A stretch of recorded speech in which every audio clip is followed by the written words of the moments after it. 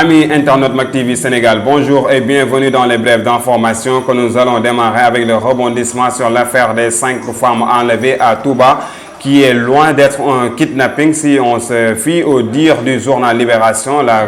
Les gendarmes en charge de l'enquête ont démonté l'histoire racontée par des victimes, à savoir un enlèvement collectif sur la route de Touba où elles se rendaient pour un ziar. Selon le journal, l'affaire est loin d'être un kidnapping. Plutôt, il s'agit d'une véritable mise en scène orchestrée par la plus âgée d'entre elles. Mariée d'ailleurs, elle a tout planifié avec son supposé ravisseur qui est son amant. Les 5 filles ont atterri au lac Rose pour passer un week-end de rêve avec une piscine party, avoue-t-elle.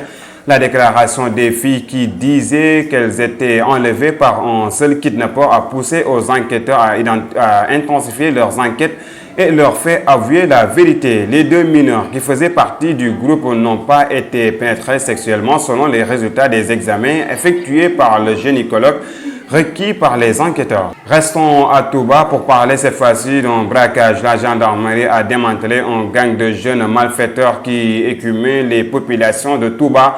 La bande avait agressé nuitamment une dame au quartier Sam de la cité religieuse en lui chipant son téléphone portable. Le présumé cerveau âgé de 12 ans et ses acolytes âgés entre 19 ans et 28 ans ont tous été arrêtés par la police, poursuivis pour vol en réunion et association de malfaiteurs. Les 5 agresseurs ont été déférés au parquet.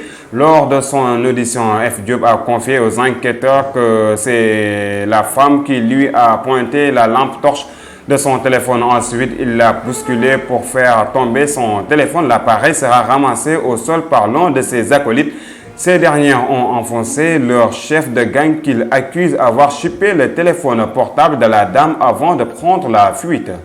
Une subvention d'1 milliard de francs CFA a été accordée aux établissements privés dans le cadre du fonds Farce Covid-19. Selon l'AS, l'enveloppe sera remise à la Fédération des écoles privées du Sénégal par le ministre de l'Éducation nationale, Mamadou Talla.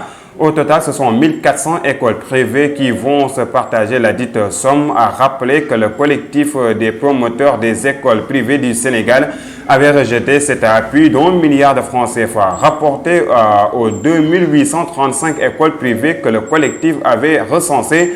Le montant donne à chacune un part de 350 000 francs CFA pour les 4 mois de crise, 90 000 francs CFA par école et par mois. Outre cet appui financier, la Fédération des écoles privées a reçu sa subvention annuelle d'un montant d'1,29 milliard de francs CFA. Le coronavirus semble plus déterminé que jamais pour faire subir les entreprises nationales comme internationales. En effet, après plusieurs entreprises, c'est au tour de l'Agence pour la sécurité de la navigation aérienne en Afrique et à Madagascar, ASEGNA, d'être gravement touché par la Covid-19. Selon Source A, au moins 4 agents ont été testés positifs au coronavirus et parmi eux, un Béninois a été emporté par la maladie. Selon les dernières nouvelles, la direction a décidé de confiner tous les travailleurs à leur domicile durant les 2 prochaines semaines. Restons avec le Covid-19, avec la situation du jour ici au Sénégal. Sur 824 tests réalisés, 41 sont revenus positifs au coronavirus, soit un taux de positivité de 4,98%. Il s'agit de 33 cas contacts suivis et 8 issus de la transmission communautaire. Cependant, 114 patients ont été testés négatifs et déclarés guéris. 50 cas graves sont pris en charge dans les services de réanimation.